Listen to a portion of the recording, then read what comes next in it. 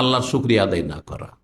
নিয়ামত দিচ্ছেন দাতা আল্লাহ, এবং আপনি ভাবছেন আমার কৃতিত্ব, আমার বাহাদুরি, আমার বীরত্ব, বিচক্ষণতা, আমি খুব ভালো ব্যবসায়ী, আমি খুব চালাক চতুর, সেই জন্য আমি এলাম ক্লিনার ভিসায়, এলাম টিবয় ভিসায় 700 টাকা বেতনে, 600 টাকা বেতনে, আর হয়ে গেলাম বড় ইনভেস্টার, বড় কোম্পানির মালিক, আর বড় পয়সাওয়ালা, আর বড় অফিস জব পেয়ে গেলাম। এই সব চিন্তা, আল্লাহর শুকরিয়া নেই।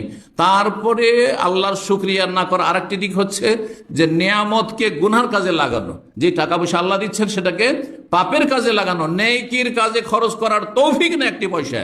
কিন্তু বিলাসিতার ক্ষেত্রে আপনি সমস্ত টাকা পয়সা খরচ করছেন, আপনি দুনিয়ার স্বার্থে খরচ করছেন, আরামের ক্ষেত্রে খরচ করছেন, এগুলিতে বরকত ধ্বংস হয়ে যায়। রব্বুল আলামিন সূরা ইব্রাহিমের আয়াত নম্বর 7 ইরশাদ করেছেন, ওয়া ইতাআযানা রাব্বুকুম লাইন শাকারতুম লাযিদান্নাকুম। আল্লাহ ঘোষণা করছেন যে শোনো, যদি তোমরা শুকরিয়া আদায় করো তাহলে তোমাদের নিয়ামতকে বৃদ্ধি করে দেব। ওয়ালাইন কাফারতুম, যদি নাশুকরি করো, অকৃতজ্ঞ হও, ইন্না আযাবি লাশাদীদ, আমার আযাব বড়ই কঠিন রয়েছে। আল্লাহ রাব্বুল আলামিন যেন আমাদেরকে তার শুকরিয়া আদায়ের তৌফিক দান করেন, নিয়ামতকে আল্লাহ সন্তুষ্টির কাজে লাগাবার তৌফিক দান করেন, হারাম থেকে বেঁচে থাকার তৌফিক দান করেন।